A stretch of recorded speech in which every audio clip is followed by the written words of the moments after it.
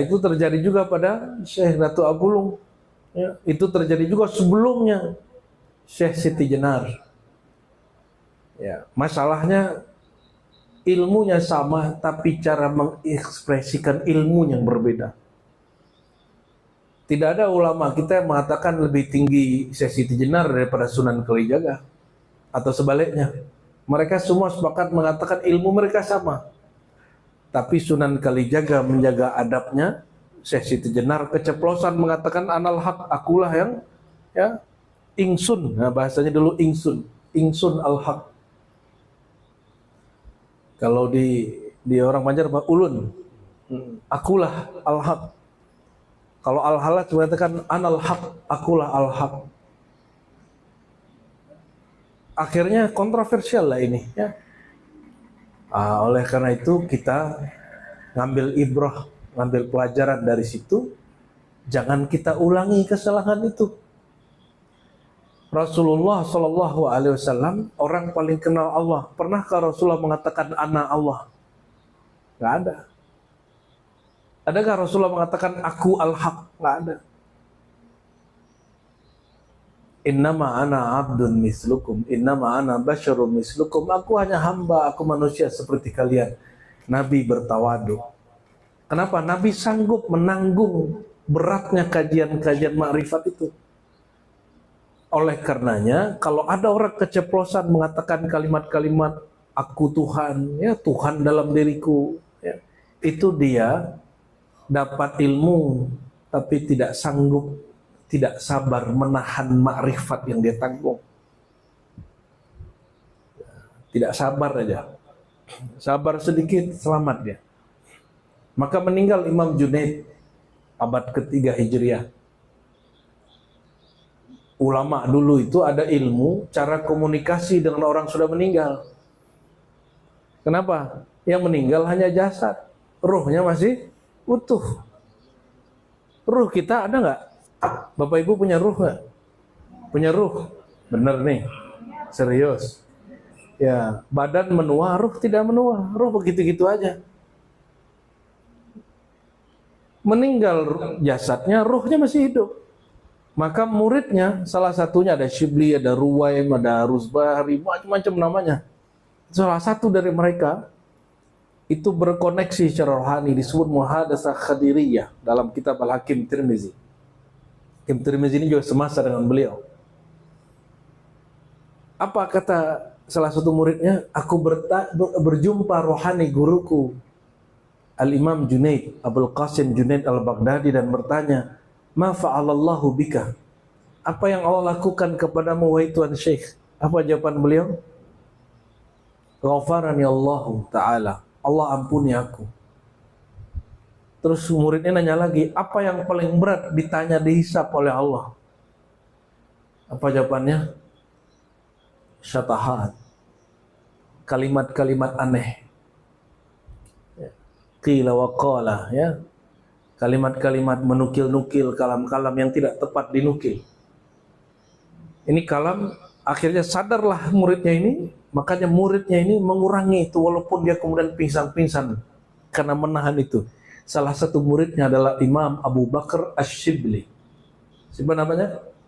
Abu Bakar Asy-Syibli ini kawan Al-Hallaj. Dia untuk menahan supaya tidak mengatakan anal haq itu dia pingsan berkali-kali. Biarlah dia pingsan, biarlah dia nangis. Yang penting dia tidak mengatakan kalimat itu. Jadi ini jadi pelajaran kita ke depan.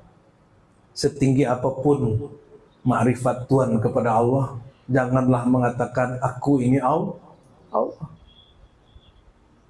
Sampai pun fana, sampai pun bako, nggak elok mengatakan begitu. Ya. Rasulullah paling kenal Allah tidak pernah mengatakan itu. Ya. Syekh Abdul Qadir Al-Jilani qaddasallahu sirruhu, semua wali di bawah kakinya, nggak pernah mengatakan itu. Sidi Ahmad Rifai juga Al-Ghaus Al-Azam setelah Syekh Abdul Qadir Jilani juga mengatakan itu waham. Dalam kitab Al-Burhan Al-Muayyad dia mengatakan orang yang mengatakan Tuhan bersatu dengan hamba, hamba bersatu dengan Tuhan, itu orang yang waham. Apa arti waham? Ngaco, ngarang-ngarang. Dia cuma perasaan dia, Allahnya nggak begitu. Tapi Ahmad Rifai terlalu keras, ya. Akhirnya dikoreksi lagi ulama setelahnya sampai hari ini, ya. Nah, dengan ini saya senang sekali Guru Reza sudah mengajar di sini fardu ain, ya. Fardu ain itu tidak hanya fikih, tauhid, tapi juga tasawuf. Tasawuf itu fardu ain. Jangan dikata tasawuf itu fardu kifayah, ya. Kita ambil dari Quran, kenapa wajib belajar tasawuf? Kita ambil dari Quran saja, ya. Mau ambil? Ya, biar orang tanya mana dalil bertasawuf, kita jawab mulai dari awal Quran sampai akhir Quran itu ada dalil tasawuf.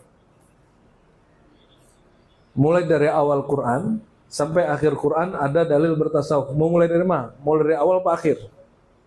Mulai dari Fatihah atau Anas? Anas dulu. Mau dari Anas? Bisa. Kalau Fatihah boleh. Ya, Fatihah dulu. Fatihah kan sudah sering dibahas sama Haji Riza, ya. Dari belakang aja. Coba dari belakang kita cek. Adakah dalil bertasawuf dari surat An-Nas? Mau coba dengar? Jadi ini dalil bertasawuf itu mulai dari awal Quran sampai akhir Quran ada. Kenapa? Jadi kalau orang tanya apakah Rasulullah itu seorang sufi? Tidak, beliau itu sumbernya sufi. Apakah Rasulullah ahli fikih? Bukan, Rasulullah itu sumber ilmu fikih. Apa Rasulullah ahli qiraat? Enggak, Rasulullah sumber ilmu qiraat. Apakah Rasulullah itu ahli tauhid? Enggak, Rasulullah itu sumber ilmu tauhid. Maka beliau mengatakan, ana madinatul ilmi wa aliyun babuha. Semua ilmu sumbernya dariku. Maka tadi ada yang menanyakan, betulkah ungkapan bahwa Allah itu kecerdasan tak terbatas? Saya katakan itu mengerdilkan Tuhan. Kata cerdas bukan untuk Tuhan, untuk makhluk.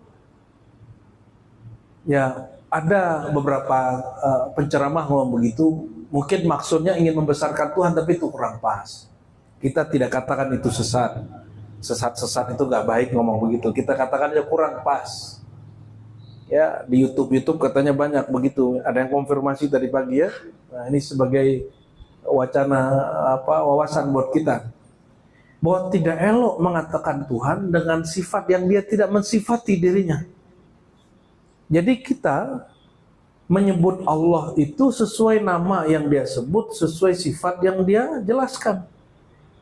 Cerdas tak terbatas. Ada nggak di Quran kalimat cerdas tak terbatas? Itu untuk Rasulullah Sallallahu Alaihi Wasallam, bukan untuk Allah. Karena kata cerdas itu makhluk. Allah itu dia sumber semua itu. Di atas lagi, lebih hebat lagi dari itu. Nah, kita mulai dari Anas. Mau coba ini tes aja. Tes, adakah dalil tasawuf dari setiap ayat? Ada semua. Cuma orang tidak mau baca aja. Inilah penjelasan dari hadis Al-Hakim At-Tirmidzi yang dipegang oleh Imam Ghazali di dalam Ihya, Hakim Tirmidzi di dalam Nawaidul Usul dengan sanad yang bersambung kepada Rasulullah. Innalil Qur'an zahran wa batna. Al-Quran itu ada zahirnya, ada batinnya. Zahirnya berhuruf bersuara, batinnya tidak berhuruf bersuara tapi bermakna. Kan ada influencer ngomong nih, ya, tamat UI tapi jadi pengisi podcast. Kata dia, setelah saya baca dan banyak dialog, saya meyakini Al-Quran itu terjadi perubahan. Al-Quran hari ini terjadi perubahan. Dia nggak bisa bedakan Al-Quran dengan mushaf Quran. Yang berubah itu mushaf Al-Quran. Kalau mushaf ada ilmu di situ namanya rasam Utsmani. Cara menulis dengan rasam Sayyidina Utsman yang berkembang dulu titiknya 2, sekarang titiknya 1, dulu titik merah, sekarang jadi harokat. Yang berubah itu mushaf. Mushaf Madinah sama mushaf Indonesia beda nggak? Harokatnya beda. Wawunya kita ada sukunnya bulat, sedangkan Quran terbitan Madinah nggak ada. Quran kita itu mirip yang terbitan India, salinan-salinannya itu. Jadi kalau ada waw mati ditulis atasnya apa?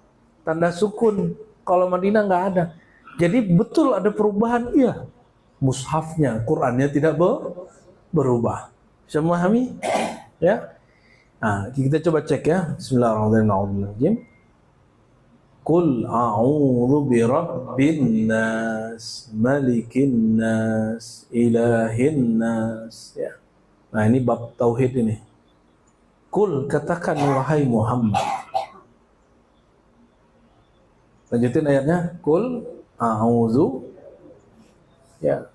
Semua yang diperintahkan ke Nabi, kalau tidak ada pengecualian, itu juga diperintahkan kepada umat Nabi Muhammad SAW. Berarti ayat ini diperintahkan juga kepada kita, ya. Innallaha amaral mu'minin bima amara bihil mursalin. Begitu dalam kaidahnya. Allah memerintahkan para orang beriman sebagaimana memerintahkan para nabi. Nah, sebelumnya kalau tadi walaupun sudah Fatihah, ini Fatihah khusus, ya. Kita kirimkan untuk para guru-guru kita kepada Rasulullah SAW, para ulama, para masyayikh yang mengislamkan negeri Tembilahan, ya, sampai yang menyempurnakan keislamannya, Datuk Sapat Syekh Abdurrahman Siddiq, zuriat-zuriatnya, mengemban ilmunya, guru-gurunya, sanad-sanadnya, semua wali Allah baik yang zahir ataupun yang mastur. Lahumul Fatihah. Bismillahirrahmanirrahim.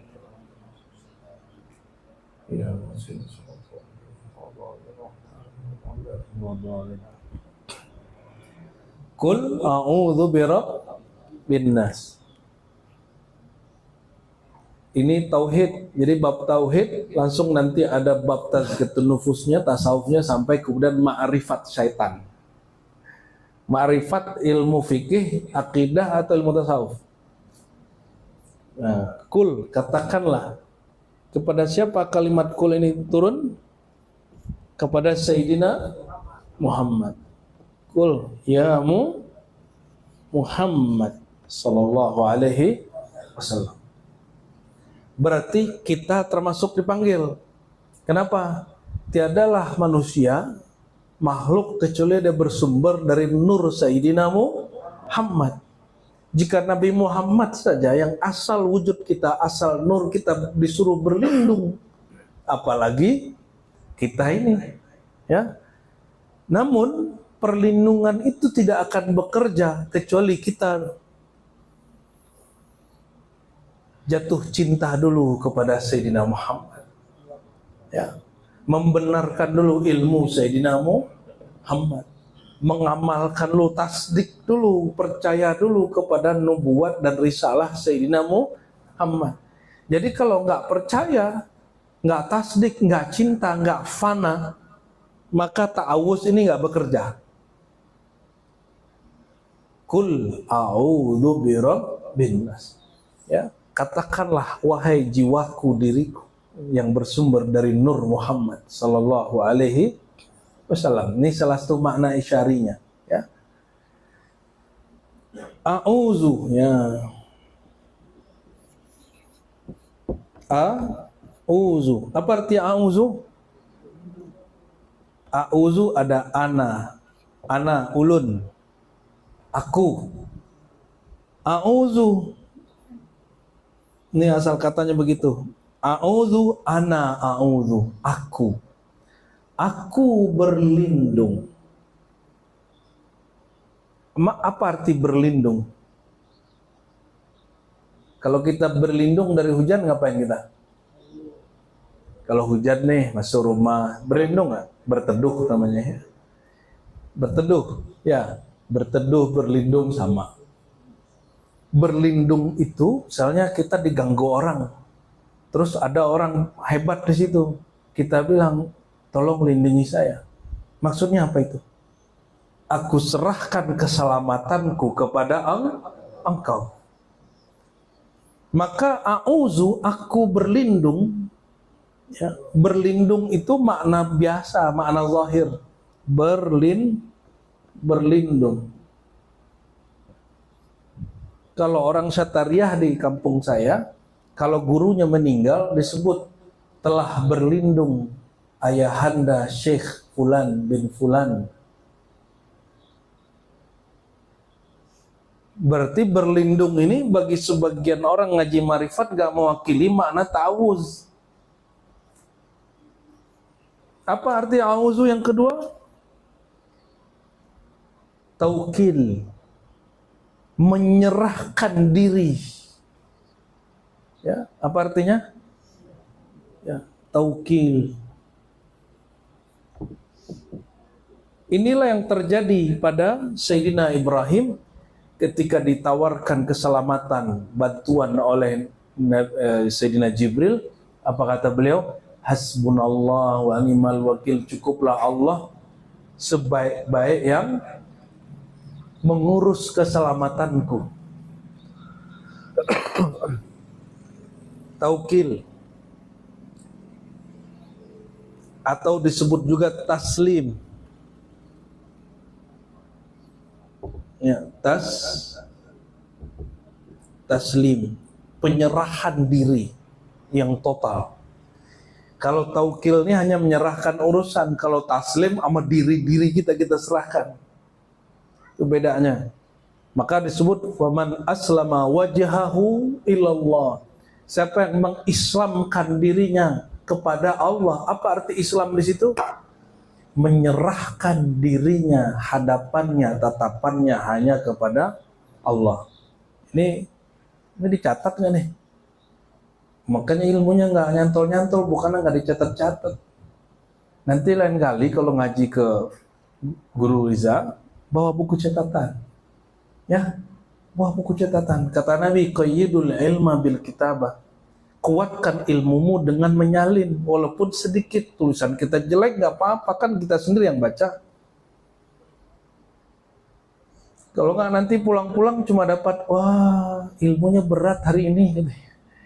Oh ustadznya asik, ustadznya bisa lucu. Tapi kalau kita nyalin, seberat apapun ada yang ditulis, selucu apapun ada makna yang diambil. Ya minimal ingat lucunya lah kan. A'udzu berarti aku berlindung, aku menyerahkan urusanku, aku menyerahkan diriku. Nah, itu kira-kira ya. Kepada Allah Subhanahu wa taala. Coba. Perlindungan pertama dengan Allah yang bernama apa dan bersifat apa? A'udzu billah atau bi rabbin nas? Hah? Enggak, An-Nas ini, surah An-Nas nih. Saya mau tanya, taukil taslim itu di ilmu fikih, di ilmu tauhid atau di ilmu tasawuf? Prakteknya. Menyerahkan diri, menyerahkan urusan tawakal. Menyerahkan diri, itulah fana fillah. Itu adanya di fikih, ilmu tauhid atau ilmu tasawuf? Tasawuf. Jadi orang baru a'udzu sudah nah, saya ketinggalan ana. Ini ana yang mana ini? Aku ulun yang mana ini? Saya yang mana? Kalau tubuh ini berlindung dari penyakit mara bahaya. Tapi ayat ini, surat ini tidak berkaitan dengan penyakit. Penyakit-penyakit zahir nggak dibahas di situ. Di Quran nggak disuruh berlindung dari penyakit-penyakit zahir. Karena itu orang semua sudah tahu.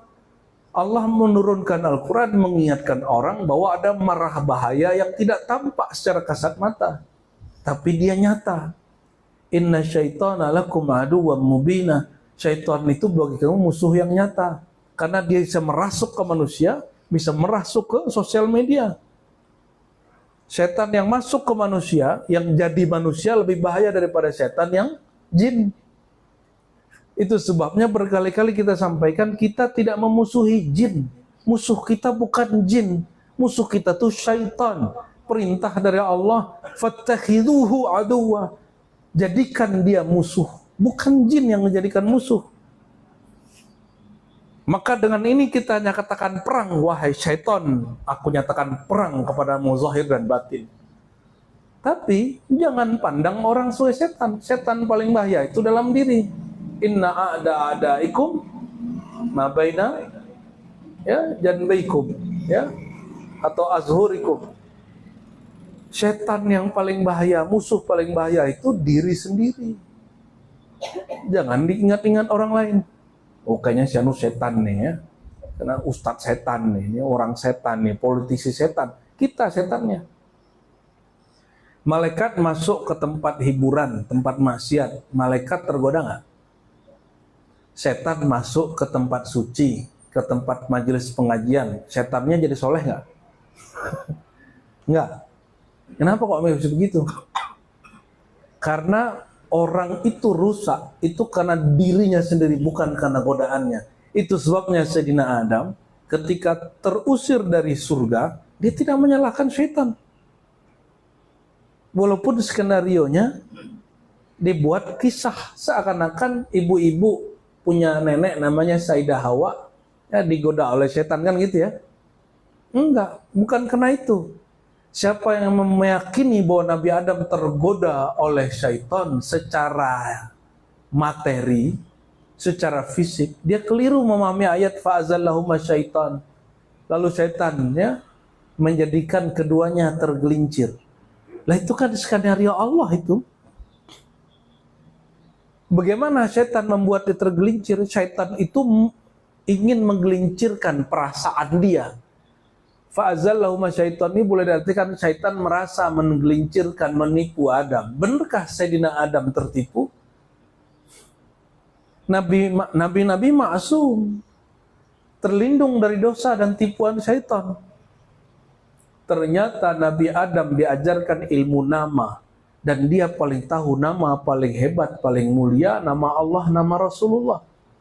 Maka ketika syaitan, iblis, Azazil mengatakan, fawarabbika, demi Tuhanmu wahai Adam, di ujung ayat inni laka minan nasihin, aku benar-benar seorang pemberi nasihat yang tulus.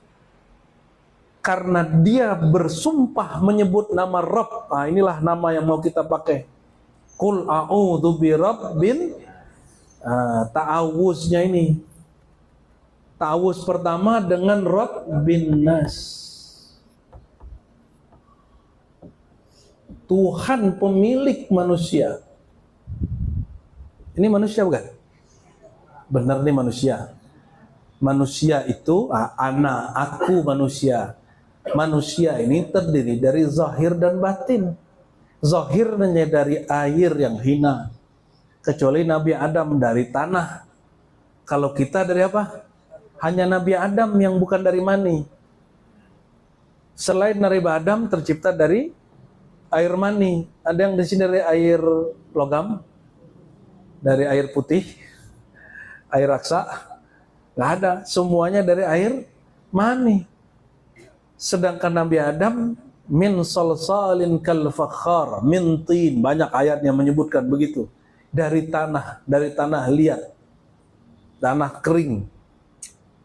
Tapi kalau kita dari sulalatin min tin, maka manusianya kita dengan Nabi Adam beda tipis. Dia sumbernya kita secara jasad, sedang kita turunannya. Ini manusia yang zahir. Apa kata Allah? Ini khaliqun basyaran min tin. Aku ciptakan manusia bashar, sisi zahirnya dari tanah. Setelah aku sempurnakan sawaituhu, ya, aku sempurnakan dia, nafakhtu fihi min, aku hembuskan pada dirinya rohku. Rohku bukan zatku, jangan salah. Ruhullah itu hembusan Allah, nafkhatullah. Hembusan kita bukan kita, Pak. Coba menghembus. Gitu. Lagi, coba Bu. Coba hembusan Ibu ditahan. Misalnya bayangkan saja masukin ke balon. Apakah zat Bapak Ibu ini pindah ke balon?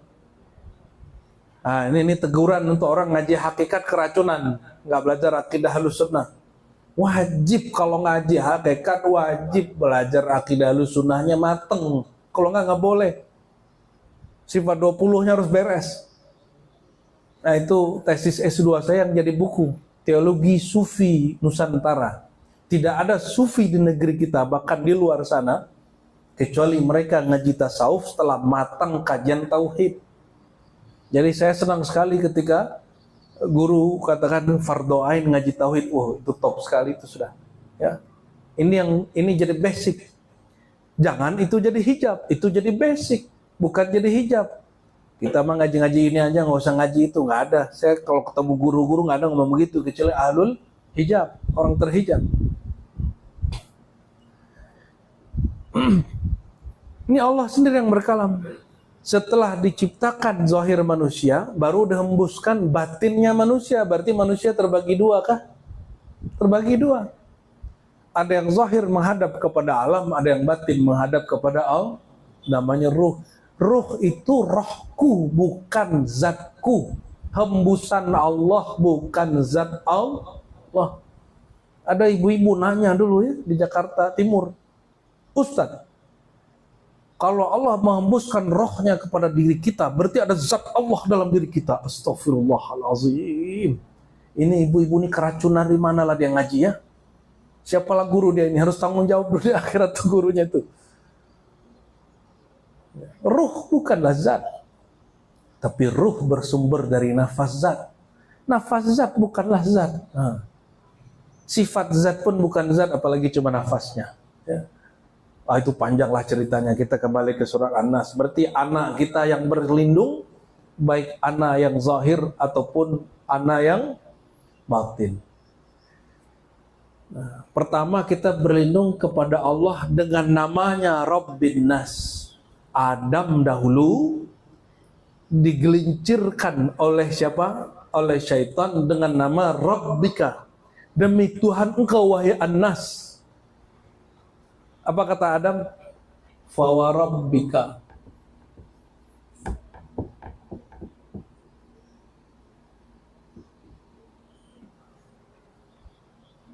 Demi Rob engkau, An-Nas, K-nya engkau.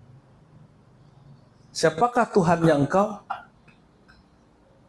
Allah. Jadi salah satu nama Allah itu Rabb. Alhamdulillahi Rabbil Alamin. Nah, coba perhatikan. An-Nas, Rabbin Nas, Rabbil Alamin, Rabbul Masyriqi wal Maghrib. Ini perhatiin ya. Rabbika, Rabbil Alamin. Ini satu. Ini turunannya nih, A, B, C. Rabbul Masyriqaini wal Maghribain. C, 4. Habis C apa? D. Rabbul Masyriqain wa Maghribain. Rabbul Masyriqain wal Maghribain. Ini baru sebagian nih. Demi Tuhan engkau, hai Adam. Rabbika, Rabbil Alamin di surah Al-Fatihah. Kebawa kan surah Al-Fatihah? Kebawa juga surah Al-Fatihah ya. Timur dua barat. Dua timur, dua barat. Ini ibu-ibu walaupun nggak belajar bahasa Arab seperti tuan guru nih, tapi bisa ngikutin ya.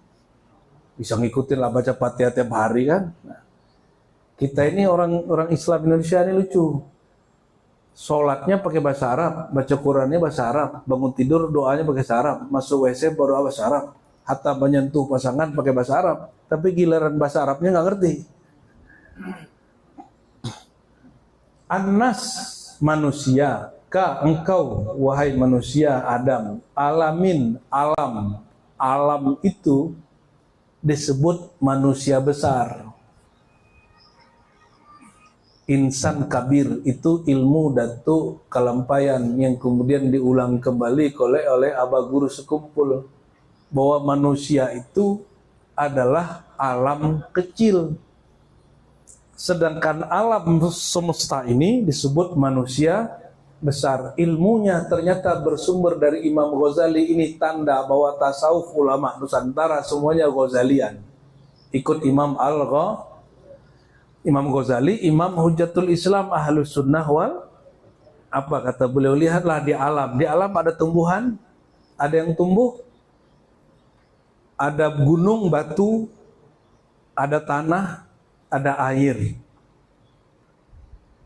Di tubuh kita ada yang tumbuh nggak? Apa yang tumbuh? Rambut. Betul? Ada yang tempat tumbuhnya nggak? Daging. Maka daging ini dari saripati tanah. Ada yang mengalir nggak? darah, apalagi keringat, apalagi ada yang keras nggak seperti batu, seperti gunung, tulang.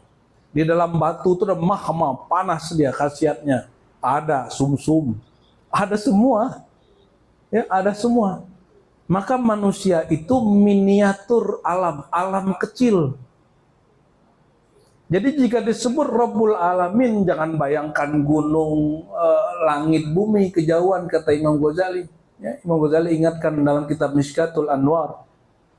Rabbul Alamin, Rabb alam, seluruh alam yang ada di dalam dirimu, itu juga ada di alam besar sama. Cuma bedanya pada dirimu bentuknya kecil, tapi jelas. Di sana bentuknya besar, tapi sebenarnya mekanisme terjadinya sama. Gimana nih Pak? Bisa ngikutin nggak? Nyambung? Kalau nggak kita stop. Hah? Nyambung nggak? Paham nggak? Ya sepaham berapun sedikit pun nggak apa-apa. Paham banyak biar saya aja yang paham banyak.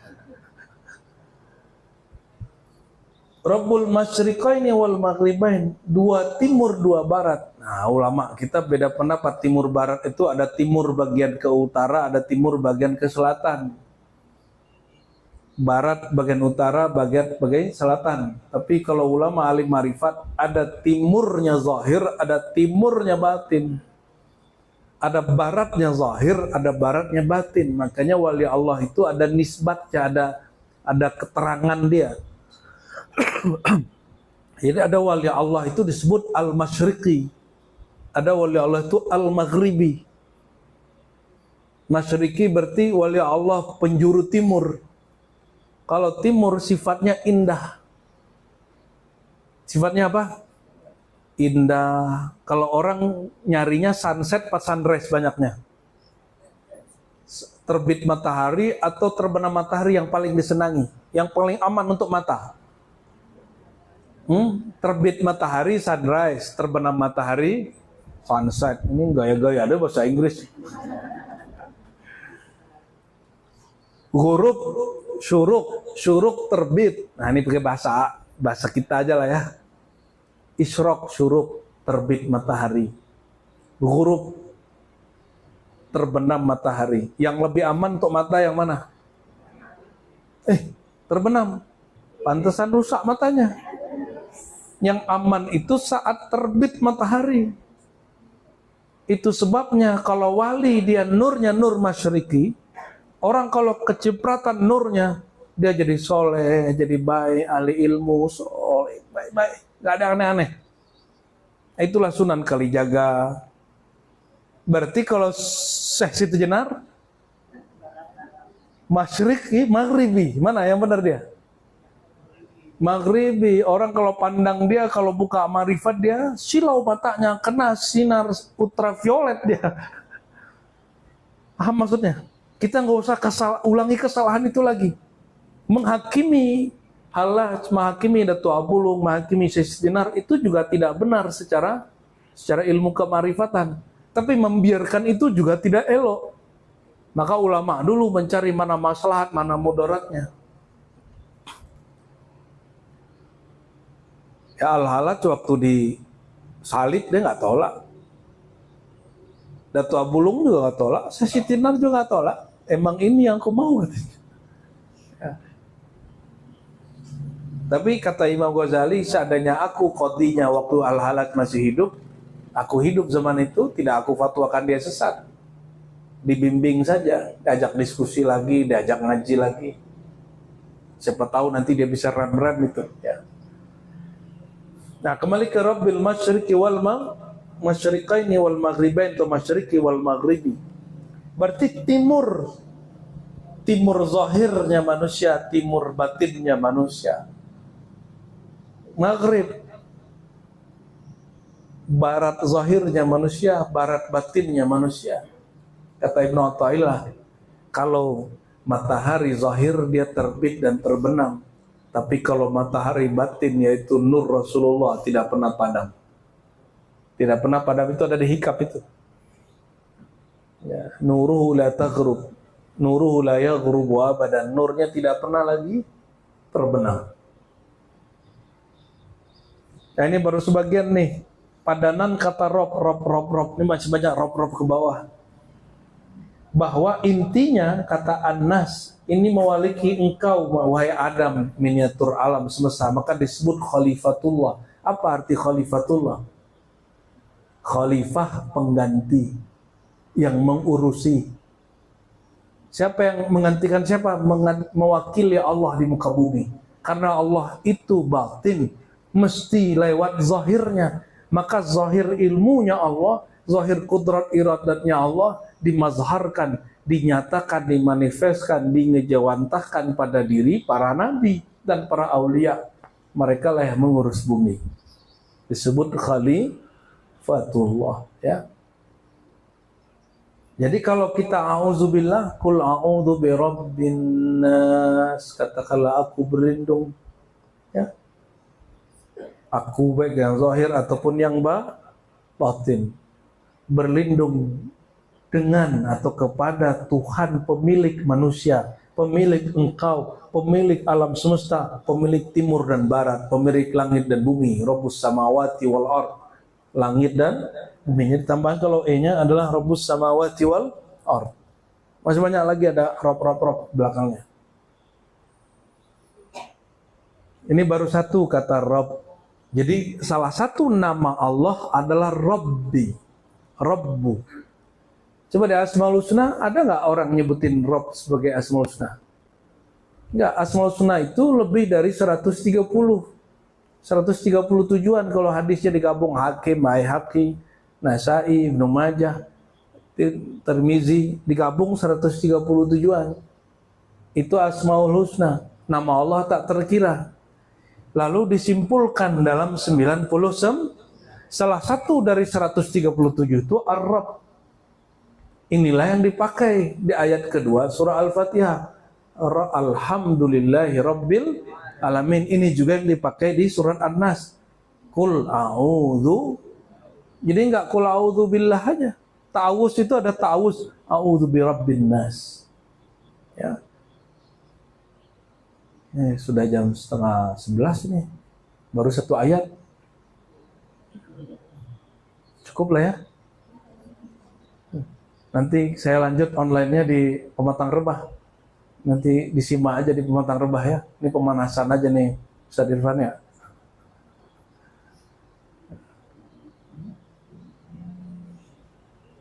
Gimana Pak?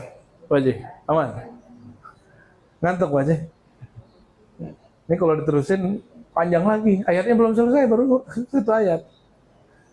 Jadi untuk mentafsir, memahami Quran nggak cukup hanya belajar tasawuf, mesti belajar ilmu tafsir, belajar ilmu bahasa, nahwu sorofnya harus oke, balaghahnya harus oke, hafalan ayat-ayatnya harus banyak, nggak mesti hafal semua surat. Udah hafal yang zahirnya, mesti mengenal yang batinnya. Ini yang disebut oleh Imam Hakim Tirmizi bahwa Nabi bersabda, Innalil Quran zahran wa batna. Quran itu ada makna yang zahir, yang tampak, ada makna yang tersembunyi. Ini bukan kebatinan, ini langsung kalam Sayyidina Muhammad sallallahu alaihi wasallam. Ini bukan kalam Imam Ghazali. Imam Ghazali hanya mengembangkan hadis ini. Ini bukan ajaran Syekh Arsyad atau Kelampayan saja, tapi ini diajarkan langsung dari Sayyidina Muhammad sallallahu alaihi wasallam. Nabi itu mengajarkan dua makna itu sering, contohnya ya, bukanlah kaya itu orang yang punya duit banyak, al-ghina ghinan nafs. Kaya itu kaya batin, ketika dia merasa cukup dengan pemberian Allah pada dirinya. Ya, Nabi mengatakan orang kuat itu bukan orang hebat bergulat, ya. Orang kuat itu man yamlik nafsahu indal ghadab. Nabi kasih dua makna. Selalu dua makna. Orang yang sanggup menahan diri saat marah, itulah orang paling kuat. Nah, ini contoh, artinya Nabi sendiri memberikan makna dua lapis. Ada zahir, ada batin. Ini tinggal kita kembangkan. Ya, di Quran nih, cukuplah satu ayat nih ya, bahwa kok muncul makna-makna begini ya, ini tafsir iya, takwil iya, isyari iya. Ya. Dan sebagai penutup, Nabi sering sholat subuh baca kul a'udzu birabbil falaq, kul a'udzu birabbin nas. Cuma orang kita seringnya pakai alam nasrah sama alam tarokai. Ya, ini hadis sahih. Ya, riwayat Imam Nasai, Abu Daud, Tirmizi, hadis yang sahih. Bahkan ada di sahihain sebagiannya bahwa Nabi kalau sholat subuh, tapi sholat subuhnya di ujung waktu, karena Nabi sering juga sholat jamaah subuh di ujung waktu. Orang Indonesia senangnya di awal waktu, maka kita pakai Al-Munafikun, pakai At-Taghabun, pakai surat Qaf, pakai yang panjang-panjang lah, jangan pakai yang pendek-pendek. Kalau di awal waktu, kalau di tengah waktu pakai ayat yang pertengahan, kalau di ujung waktu pakai Qul a'udzu birabbil falaq rakaat pertama, Qul a'udzu binnas rakaat kedua. Sepertinya yang hadir ini senangnya yang terakhir. Orang meremehkan dua surat ini, padahal dua surat ini penjagaan dunia akhirat, zahir dan batin. Ya. Nah, ini baru sedikit dari secercah dari samudra ma'rifatullah, baik ilmu zahirnya, tauhidnya, tafsirnya, lainnya, yang dapat kita ambil sedikit, yang baru kita ambil dari ilmu Allah. Ya. Semakin kita tadabburi maknanya, semakin kita merasa, oh ternyata ini baru satu ayat, pendek lagi ayatnya. Qul a'udzu birabbin nas. Cuma 4 atau 5 kata, tapi sudah hampir 1 jam kita berkalamnya. Ini kalau diterusin belum selesai, Pak. Ya. Masih ayat pertama. Masih ada lagi penjelasannya. Tapi barangkali inilah sebagai tanda tahaddus bin ni'mah, bahwa kita beruntung jadi umat Sayyidina Muhammad SAW, diturunkan Quran biharul ulum, Al-Quran yang samudra ilmu dan ma'rifat, samudra tauhid, ya. Dan kita jadikan ummatul ulum, umat ilmu, karena Nabi menyebut dirinya kota ilmu, berarti umatnya disebut umat ilmu. Maka dengan ini kita nyatakan perang kepada semua kejahilan, termasuk yang berfatwa dengan kejahilan. Siapapun mufti-mufti, ulama-ulama yang berfatwa dengan ketidaktahuan dan suudzon, kita perangi mereka. Ya, orang-orang yang mengajarkan ma'rifatullah, ilmu hakikat, ilmu tarekat dengan kejahilan, kita perangi mereka. Ya, orang-orang yang mengajarkan fikih syariat dengan kejahilan sehingga menyalahkan, membid'ahkan yang tidak bid'ah, kita perangi mereka. Tapi memerangi mereka bukan dengan pedang. Pedangnya ilmu, dalil. Ya, kata Abul Hasan Asy'ari, ini ikhtitam. Kenapa engkau tidak nyuruh pemimpin ngalahin Mu'tazilah, Jabariyah, Syiah dengan pedang? Kata beliau apa? Kalau aku fatwakan itu, nanti pemimpinnya mati, yang diancam dengan pedang kembali ke ajaran lamanya. Tapi jika aku gunakan pedangnya ilmu untuk menyembelih apa yang disembelih, kebodohan dalam dirinya, mau siapapun gurunya, siapapun pemimpinnya, mau hidup mau mati, mau dimanapun dia tinggal, ilmunya menuntunnya kepada Allah, tidak akan kembali kepada ajaran yang lama. Ya, janganlah sembarang-sembarang berfatwa, ya, jangan sembarang-sembarang menyalahkan, juga sama, jangan sembarang-sembarang mengajarkan yang tidak pantas diajarkan. Semoga Allah Ta'ala ridhoi kita semua, Allah berikan kita ilmu tentangnya, karena ini perintah fa'lam, maka ilmuilah tentangnya. Lalu ilmu ini menghantarkan kita kepada as-sa'adah, as'adun nas, man qala la ilaha illallah. Orang yang paling bahagia nanti di akhirat, bahkan di dunia ini, adalah orang yang kenal Allah sehingga dia mengatakan la ilaha illallah, tiada yang aku tuju, yang aku sembah kecuali Allah. Allahumma rabbana atina fid dunya hasanah wa fil akhirati hasanah wa qina adzabannar. Allahumma ahyina bila ilaha illallah wa amitna bila ilaha illallah wahsyurna ya Allah bila ilaha illallah wa hasibna bila ilaha illallah wa wazinna bila ilaha illallah wa najjina ya Allah ala siratika min adabika wa min narika bila ilaha illallah wa adkhilna jannah bila ilaha illallah Muhammadur Rasulullah sallallahu alaihi wasallam walhamdulillahi rabbil alamin. Al-Fatihah. Ya Rabbi ya Muslim sallallahu muslim sallallahu alaihi wasallam ta'ala wa rahmatullahi wa barakatuh. Amin. Salat badar sama-sama ya. Innallaha malaikatahu yusholluna 'alan nabi ya ayyuhalladzina amanu shallu 'alaihi wa sallimu taslima. Salatullah salamullah ala taha rasulillah. Salatullah salamullah ala yasin habibillah. Salatullah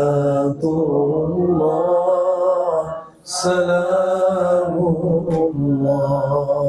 ala taha rasulillah. Salatullah salamullah ala yasin habibillah. Tawassalna bismillah wa bil hadi rasulillah wa kulli mujahidin lillah bi anil badri ya Allah. Salatullah salamullah ala taha rasulillah. Salatullah salamullah ala yasin habibillah. Ala yasin habibillah. Subhanallah wa Mohon maaf salah kurangnya. Assalamualaikum warahmatullahi wabarakatuh.